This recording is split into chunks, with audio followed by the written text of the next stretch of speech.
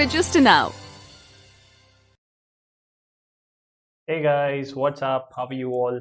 Welcome back to Vedantu's J channel. So guys, I hope you guys had awesome Diwali vacations और अब वापस से हम लोग जेई के ट्रैक पे वापस आ गए होंगे, राइट? हमारी प्रेपरेशंस जो जेई की तरफ जा रही थी, अब उसे और भी एनर्जी और भी जोश के साथ में हम लोग रिज्यूम कर सकते हैं, right everyone? So we started from this week again, and you know that previous week we started this series called as Decoded.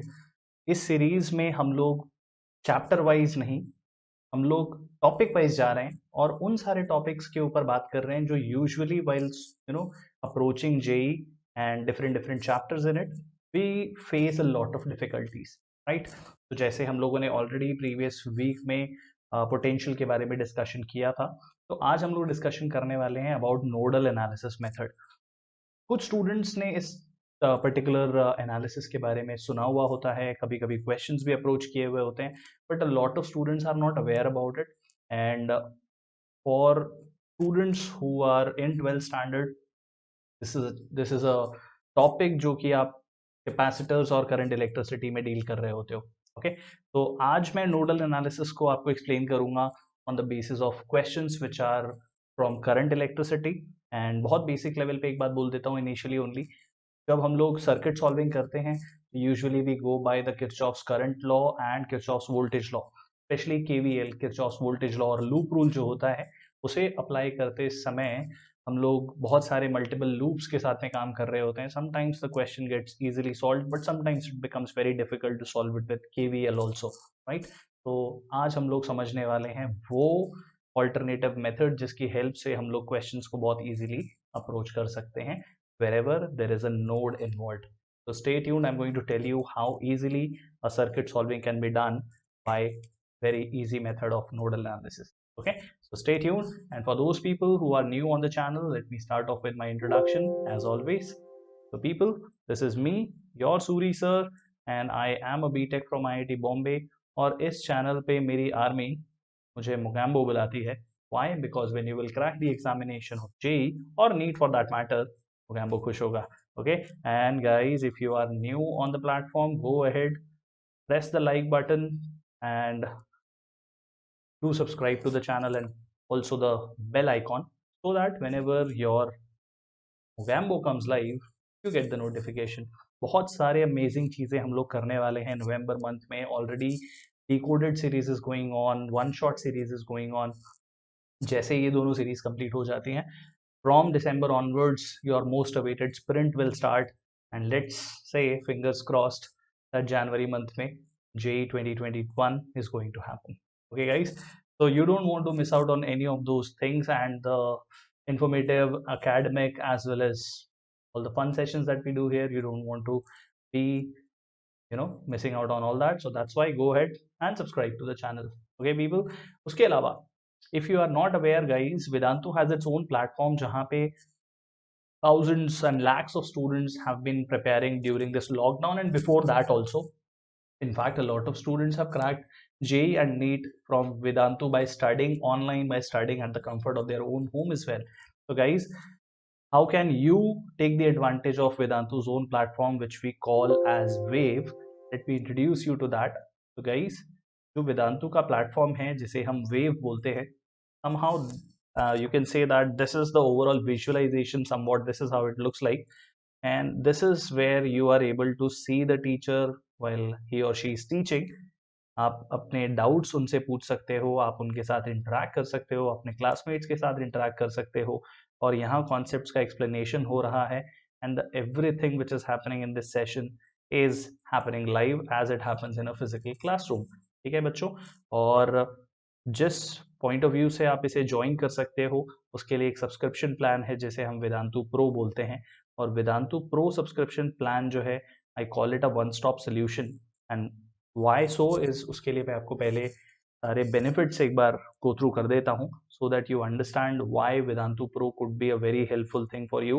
Even when you are still skeptical about going out of your house, you can still continue your JEE preparation in the comfort of your own houses. Okay, so guys, when you join Vedantu Pro, you first of all become a part of a long term batch.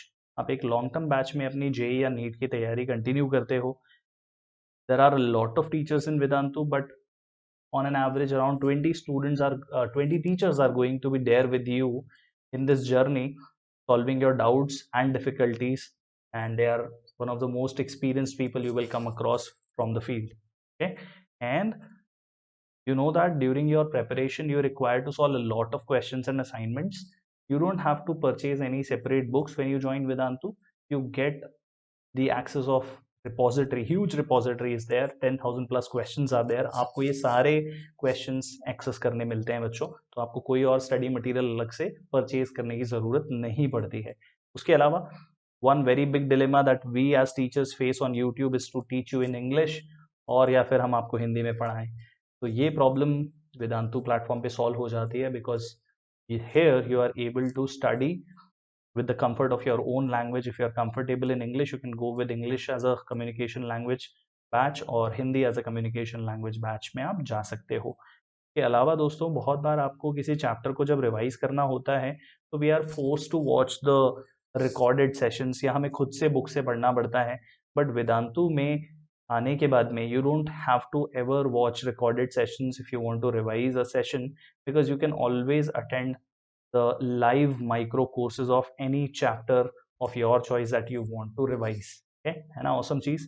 और दोस्तों last but not the least is that when your examination come close, you naturally become a part of a crash course and a test series. आपको अलग से कुछ join करने की जरूरत नहीं पड़ रही होती है. So I hope now you will understand that why do I call Vedantu Pro as a one stop solution, right? तो अगर आप वेदांतु ज्वाइन करना चाहते हो, यहाँ पे पढ़ना चाहते हो, मेरी क्लासेस में आना चाहते हो, तो दोस्तों बहुत सिंपल सा प्रोसेस है. ये जो वीडियो आप देख रहे हो इसके डिस्क्रिप्शन बॉक्स में आपको वेदांतु प्रो का लिंक मिल जाएगा. All you have to do is click on that. It will take you to a new browser page. वहाँ पे जाके आपको अपना प्रेजेंट स्टैंडर्ड सिलेक्ट करना है कि आप 11th में हो, 12th में हो, ड्रॉप ले रहे हो, and then click on get subscription. Choose your subscription plan varying from 1 month to 12 month. Okay guys, or before you go and make the payments of the fees, remember to apply this code SMPRO, and with this you will be able to avail an additional 20% discount on the subscription fees. Use that and make the payment and come to my classes. Okay guys, so I hope this would have become very easily clear in terms of as far as the process is concerned, right everyone. But let me tell you कि ये सिर्फ एक process, untested process नहीं है. Already बहुत सारे students ने वेदांतु को ज्वाइन किया हुआ है. लास्ट ईयर के स्टूडेंट्स जो हैं उन्होंने इस साल जेई का एग्जाम भी दिया, and I want to showcase some of those students who have cracked this examination and come out with flying colours. तो guys, only and only speaking strictly from JEE advanced point of view, मैं बाकी के exams के बारे में तो बात ही नहीं कर रहा हूँ, जेई मेन की बात नहीं कर रहा हूँ, नीट की बात नहीं कर रहा हूँ, मैं सिर्फ और सिर्फ बात कर रहा हूँ जेई एडवांस के बारे में. You know that how less number of people are only able to appear for this examination. Out of 14 lakh students, 14 lakh बच्चे जो उन्होंने जेई का एग्जाम दिया होता है मेंस का, उसमें से सिर्फ 2 लाख स्टूडेंट्स ही ये एग्जाम दे पा रहे होते हैं. मतलब हर 7 में से एक ही बच्चा ये एग्जाम देता है, और उसमें से भी टॉप 10,000 स्टूडेंट्स ही इवेंचुअली काउंसलिंग्स के लिए आईआईटी जा पाते हैं. उन सारे स्टूडेंट्स में भी Vedantu has continued the trend, and this year also we have got an all India under 100 rank. और ये सारे वो बच्चे हैं जिनके all India 500 ranks के अंदर ranks आए हैं. Okay guys, so these are definitely going to IITs with all India rank 43, 208, 227, 290, 482. Not just that, under 1000 में 582, 635, 663, 776 and 778. All of these awesome students, they are getting into IITs only and only by studying at the comfort of their home, but yes, always continuing to believe in their dreams, right everyone. Overall summary अगर बताऊं तो top 500 में 5 students from Vedantu are there, top 10,000 में 11 students are there, top 2,000 में 44 Vedantu students, top 5,000 में 121, and top 10,000 में 253 Vedans have mark their names.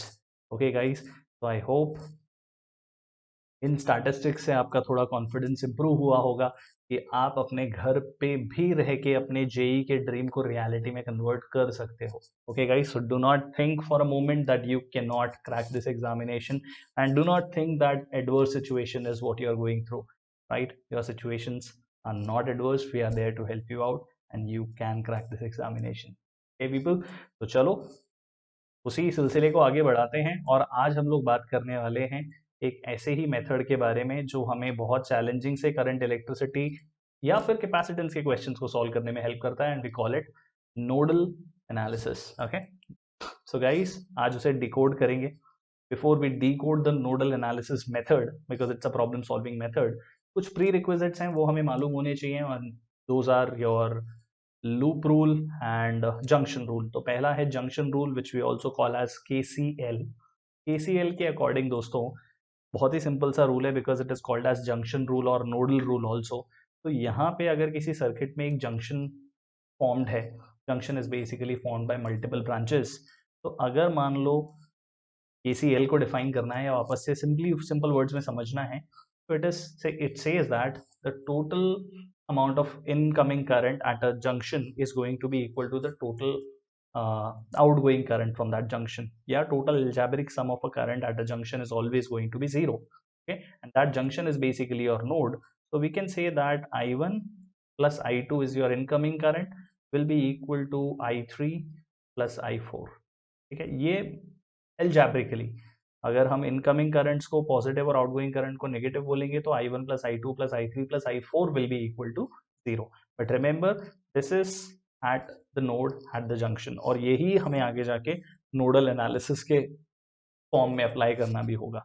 Okay दोस्तों, cool. So remember the net algebraic sum of all the currents is going to be 0 at a node in a electrical circuit.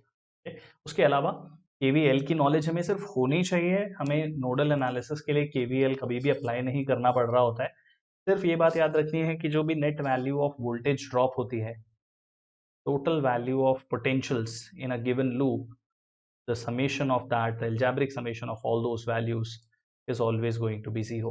मतलब the value of IR1 plus value of V2 plus value of IR2 plus value of IR3 plus V1 value, इन सब का जब हम algebraic sum लेते हैं तो वो वैल्यू हमेशा 0 आती है. इज बिकॉज V1 और V2 जो बैटरीज हैं उनका पोटेंशियल ड्रॉप हो रहा होता है R1, R2 और R3 के ऊपर. ठीक है, I am sure that you guys are aware about KVL which is loop rule और इसे अप्लाई करना भी तुम्हें बहुत अच्छे से आता है. पर आज मैं KVL के बारे में नहीं, मैं बात करने जा रहा हूँ नोडल एनालिसिस के बारे में. ठीक है, तो पहले कुछ वार्म अप क्वेश्चंस करते हैं जो बहुत ही सिंपल हैं. उनको नोडल एनालिसिस भी प्रॉपरली नहीं बोलना चाहिए, but will get there after solving a few questions from KCL और you can say the junction rule. ठीक है, तो सिंपल से क्वेश्चन के साथ में स्टार्ट कर रहा हूँ. I want you people to solve along with me, and if you are there in the chat box right now, start writing your answers also. So guys, the figure below shows the current in a part of an electrical circuit. बहुत सारे currents हमें बता रखे हैं इस electrical circuit के एक part में. हमें पता लगाना है कि ये जो current है I, इसका value क्या होने वाला है. तो देखो बच्चों, बहुत ही simple सा method है KCL का. यहाँ पे जो पहला जंक्शन या पहला नोड तुम्हें दिखाई दे रहा है उसमें इनकमिंग करंट अगर 2 एम्पेयर और 2 एम्पेयर है तो एक ही ब्रांच बचती है, तो वहां से करंट को आउटगोइंग होना ही पड़ेगा. तो we can simply say that incoming current का टोटल वैल्यू अगर 2 + 2 4 एम्पेयर है तो आउटगोइंग करंट को भी 4 एम्पेयर होना ही पड़ेगा. तो यहाँ पे 4 एम्पेयर करंट जंक्शन नंबर 1 से आता है और आगे वाले जंक्शन पे चला जाता है. ठीक है गाइस, या इसे P, इसे Q और इसे R बोल देते हैं. तो P जंक्शन से 2 एम्पेयर करंट इज आउटगोइंग और वही 4 एम्पेयर करंट इज आउटगोइंग और वही 4 एम्पेयर करंट जंक्शन Q पे एज एन इनकमिंग करंट बन गया. और अब वहां से आप देख रहे हो 1 ampere current is one of the outgoing current and definitely the remaining current is going to be 4 - 1 is 3 ampere. ठीक है बच्चों, अब 3 एम्पेयर करंट जो है वो 4 एम्पेयर में से जब 1 एम्पेयर को हम लोगों ने सब्ट्रैक्ट किया वहां से हमें मिल गया. Now this 3 ampere current is going towards the junction R और उस जंक्शन R पे already 1.3 ampere is an outgoing current. तो डेफिनेटली जो बचा हुआ करंट है उसे 1.3 में से जितना भी करंट बच रहा है आउट ऑफ 3 एम्पेयर्स उतना होना चाहिए. So we can simply say that I value is going to be 3 - 1.3. That is very simply 1.7 amperes. That means guys the correct answer comes out to be option A. Okay, great. Now one more question, थोड़ा सा एक step आगे जा रहे हैं, एक notch आगे जा रहे हैं, और उसके बाद में हम लोग प्रॉपरली नोडल एनालिसिस जैसे क्वेश्चंस पे भी आ जाएंगे। तो इस क्वेश्चन में बच्चों हमें बताया हुआ है कि I1 का जो वैल्यू है दैट इज -0.3 एम्पेयर, I4 का जो वैल्यू दिया है दैट इज 0.8 एम्पेयर्स, I5 का हमें वैल्यू दिया हुआ है 0.4 Ampere's. This is I5। Question में हमसे पूछा है पता लगाओ वैल्यू ऑफ I2, I3 और I6 कितना होने वाला है। तो अगर जंक्शन R को देखो तो वहाँ I1 और I2 मिलते हैं और I4 में कन्वर्ट हो जाते हैं। तो we can simply say that I2 is going to be I4 minus I1। That means अगर हम बात करते हैं I2 के बारे में तो I4 का वैल्यू है 0.8, I1 का वैल्यू है minus of 0.3। That simply means it is 0.8 plus 0.3, that means 1.1 ampere is your I2 current। तो I2 का वैल्यू तो 1.1 एम्पेयर्स आ जाता है। ठीक है गाइस, दैट्स ग्रेट। अब बात करते हैं जंक्शन S के बारे में, और जंक्शन S से अगर I5 करंट P तक जाता है तो P से जो करंट I6 बन के जा रहा है that is going to be the same current because S to P and P to Q, the two resistances are in series. So without any hesitation, I can say that I5 is equal to I6 and that is equal to 0.4 amperes. ठीक है, तो अब junction S पे अगर देखो तो हम बोल सकते हैं कि I3 जो है वो I4 में से अगर I5 करंट हटा देते हैं तो बचा हुआ करंट I3 होना चाहिए। That means 0.8 amperes minus 0.4 amperes is going to give me I3 as 0.4 amperes only. मतलब I2 is 1.1, I3 is 0.4, I6 is also 0.4 amperes, which tells us that the correct answer to the question is option B. Okay, good everyone. I hope you guys are solving the questions along with me. Okay, तो चलो आगे जाते हैं। अब बात करते हैं इस क्वेश्चन के बारे में जहाँ पे हमें बताया है कि एक फिगर दिया हुआ है जिसमें 3 बैटरीज हैं, 2 रेजिस्टेंसेस हैं और ये I3 करंट हमें पता लगाना है। ठीक है दोस्तों, तो अब देखो एक तरीका तो ऑब्वियसली इस क्वेश्चन को सॉल्व करने का KVL है, लेकिन जहाँ पे तुम्हें जंक्शंस दिखाई देते हो वहां तुम जंक्शन रूल यानी कि नोडल एनालिसिस के बारे में भी सोच सकते हो। ठीक है, तो ऐसा सबसे पहले सॉल्व करने के लिए हमें क्या करना चाहिए? First and the foremost thing is pick any point which you can call as zero potential point. तो जैसे अगर मैं इस पॉइंट को जीरो पोटेंशियल बोल देता हूँ तो नेचुरली ये वाला पॉइंट भी 0 वोल्ट्स हो जाता है। Why? Because when I go from this bottom point to the top point, there is nothing connected in between in the circuit. ठीक है गाइस, तो यहाँ से मुझे दोनों 0 वोल्ट्स के पॉइंट्स मिल गए। अब बैटरीज की पोलैरिटी को अगर चेक करोगे तो मैं पोलैरिटीज को डिफाइन कर देता हूँ और अब इस 0 वोल्ट से मैं लेफ्ट साइड मूव करता हूँ। तो when I am coming from 0 I have to increase the potential by 12 volts. This is going to be a 12 volts point. Right everyone, जब मैं 0 वोल्ट से लेफ्ट साइड मूव कर रहा हूँ तो बीच में एक बैटरी है जिसका पोटेंशियल इंक्रीज हो रहा है या जिसकी वजह से सर्किट में पोटेंशियल इंक्रीज हो रहा है, because of which I can call this point to be at 12 volts. अब 12 वोल्ट से जब मैं लेफ्ट में जाता हूँ तो अब मैं प्लस से माइनस यानी कि decreasing the potential bye 8 volts, तो ये हो जाता है 4 वोल्ट्स का पॉइंट। और अगर ये 4 वोल्ट्स है तो ऊपर भी 4 वोल्ट्स पोटेंशियल होना चाहिए। ठीक है दोस्तों, now from this 12 volts if you go up you have further increment from minus to plus of 6 volts। तो 12 में अगर 6 volts ऐड करता हूं तो 18 volts का पोटेंशियल हो जाना चाहिए उस पर्टिकुलर पॉइंट का। ठीक है गाइस, तो अब देखो मैं करंट्स को डिफाइन करता हूं। यहाँ हमें ऑलरेडी बोला हुआ है कि ये I3 करंट होगा। मान लेते हैं कि इस ब्रांच में जो करंट है that is going to be I1 और यहाँ जाने वाला करंट I2 है। तो clearly from the diagram from that junction 18 volts का जो जंक्शन है वहां पे you can see that I3 plus I2 equal to I1, that means I3 is I1 minus I2। तो अगर मुझे I1 और I2 की वैल्यू मिल गई तो मैं सिंपली I3 लिख सकता हूँ।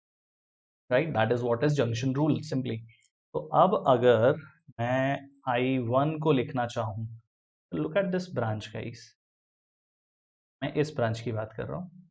इस ब्रांच में यू कैन सी दैट ये 4 वोल्ट्स है ये 18 वोल्ट्स है और 28 ओम्स का रेजिस्टेंस है और यहाँ पे I1 करंट फ्लो होने वाला है।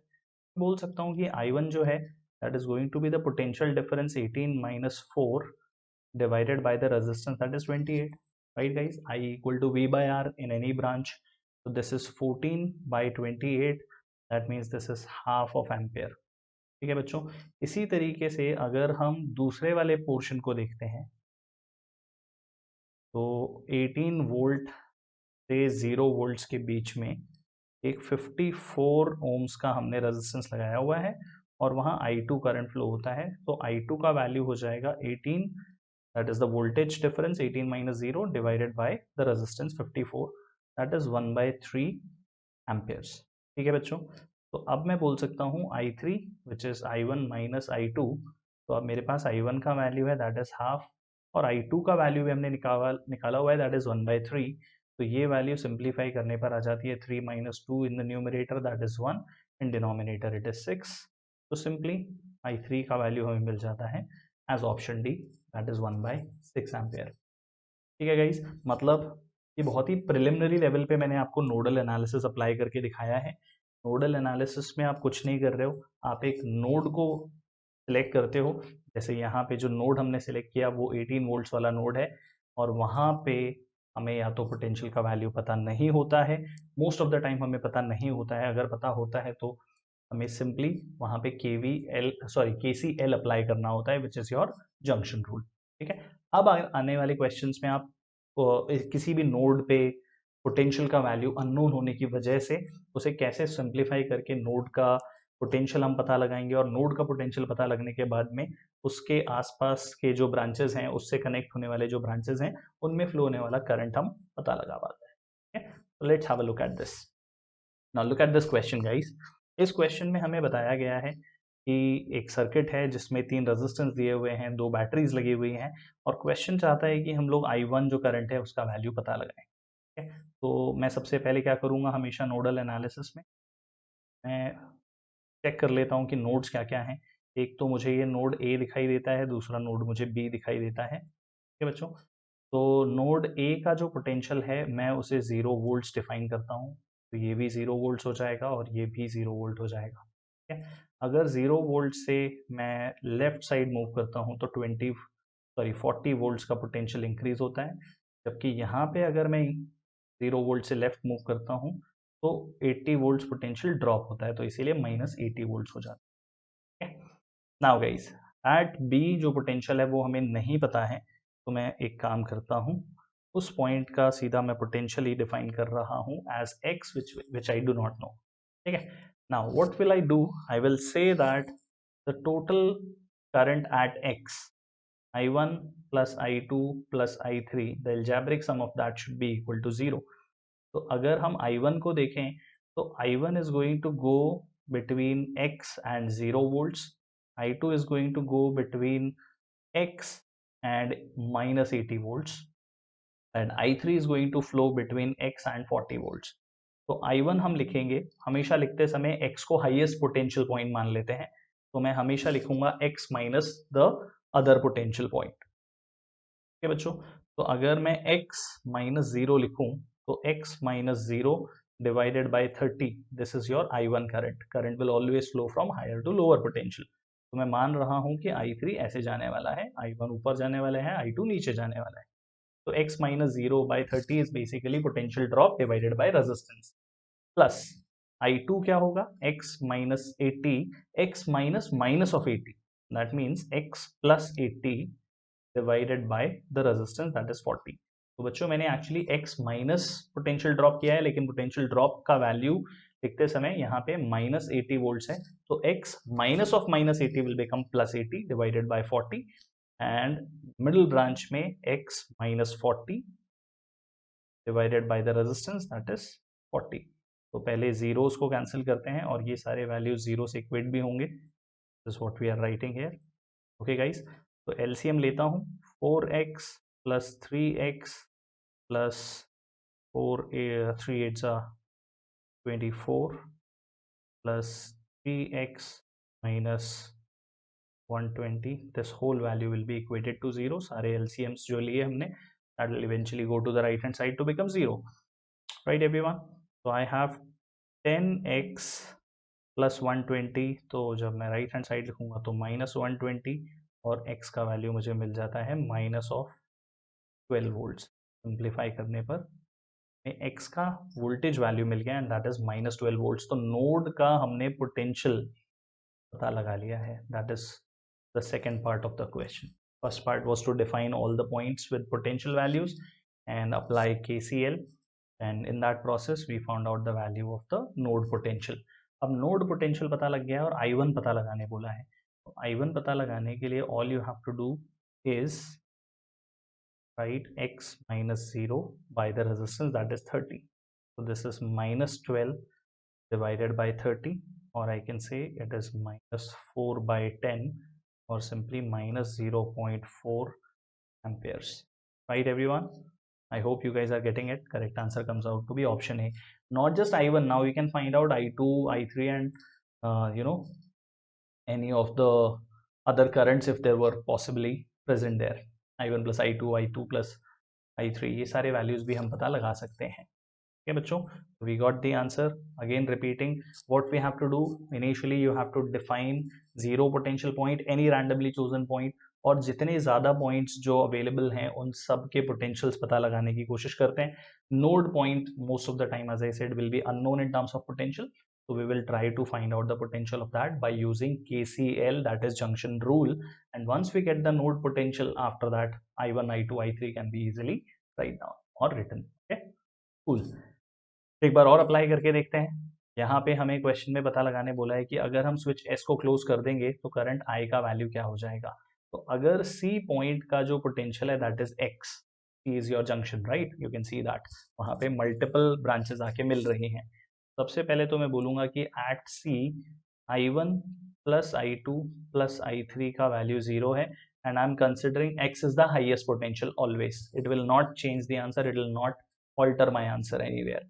ठीक है, तो जब मैं I1 लिखूंगा तो I1 लिखा जाएगा बिटवीन x एंड 20, तो x minus 20 divided by the resistance, that is 2 ohms, right guys? I'm assuming x is the highest potential, irrespective of that I'll get the correct answer of x value। okay?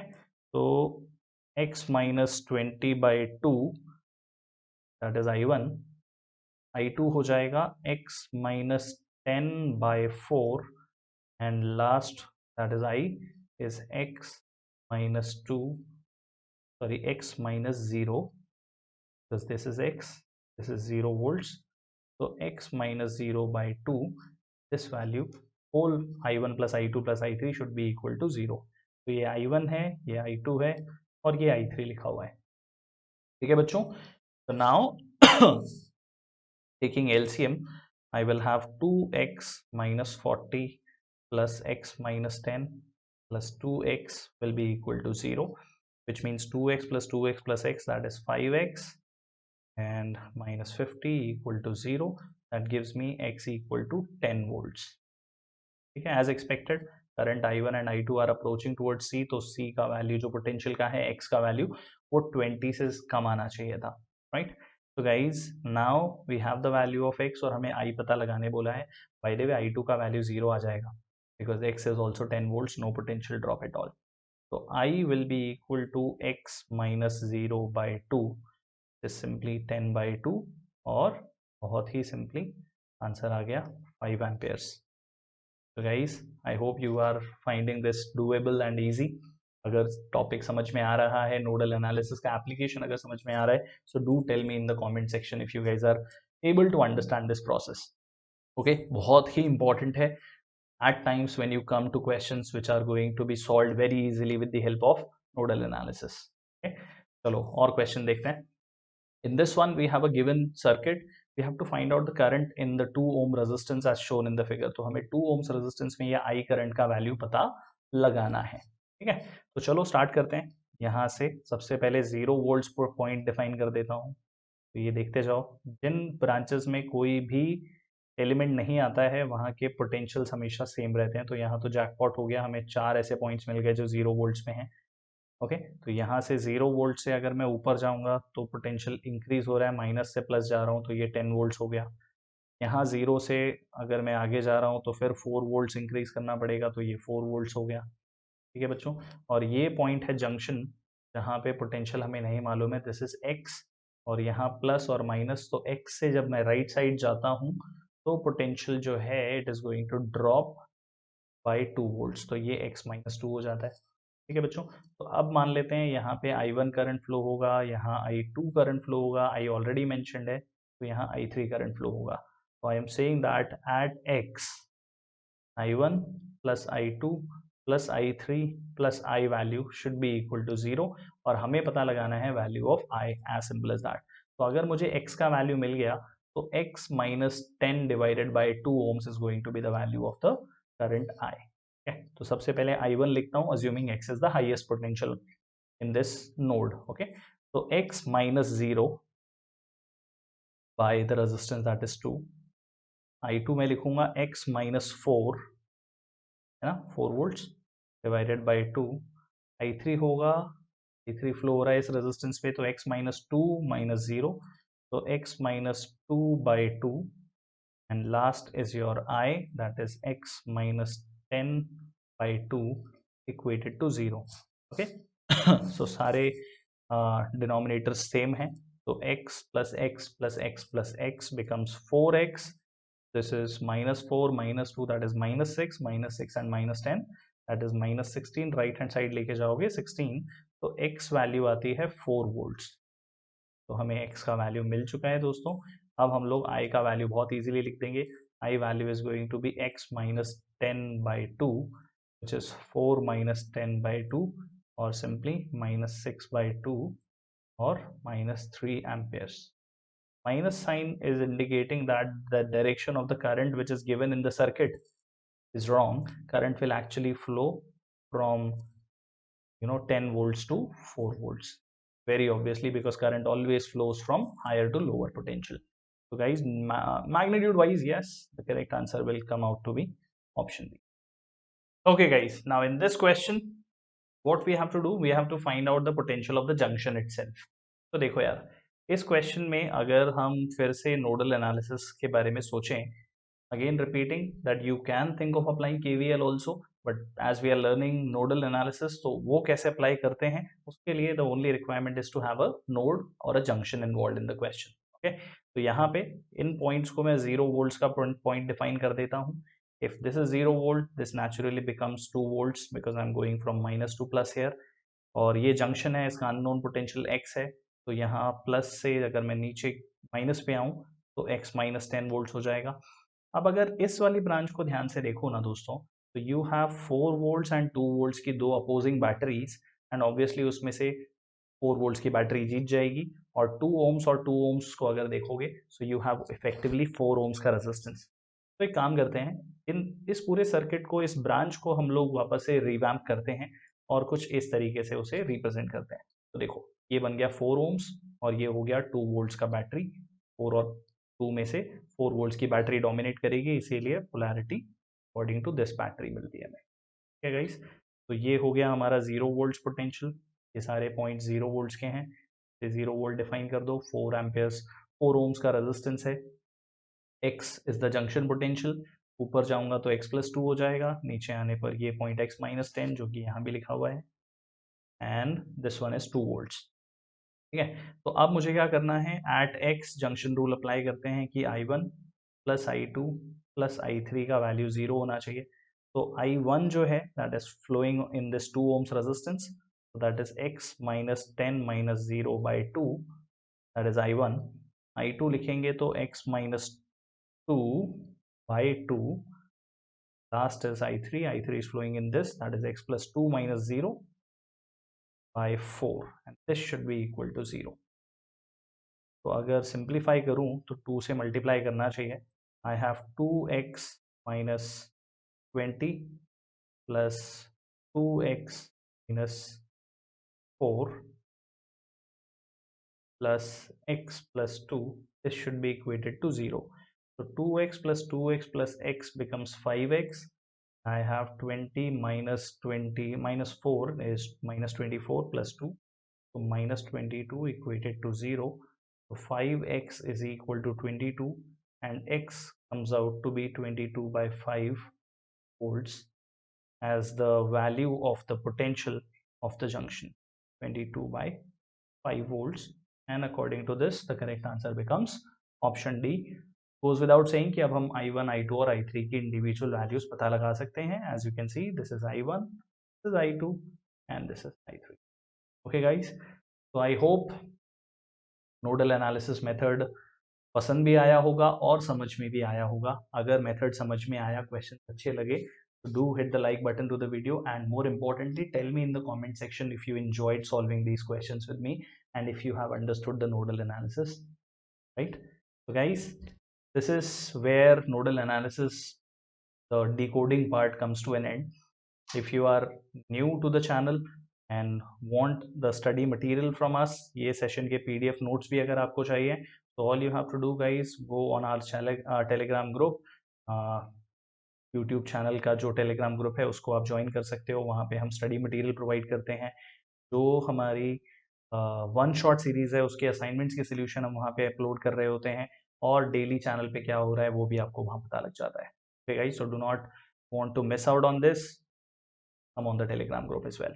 Okay guys, so this brings us to the end of the session. If you guys liked nodal analysis, उसको अगर समझ पा रहे हो, समझ में आया मेरे मेथड से, तो definitely I would want you people to press that like button and share with your friends. And if you are new to the channel, subscribe to the channel and press the bell icon so that whenever your Mogambo is coming up with such videos, such decoding sessions, I would want you people to get the notification of that, and you will get the notification.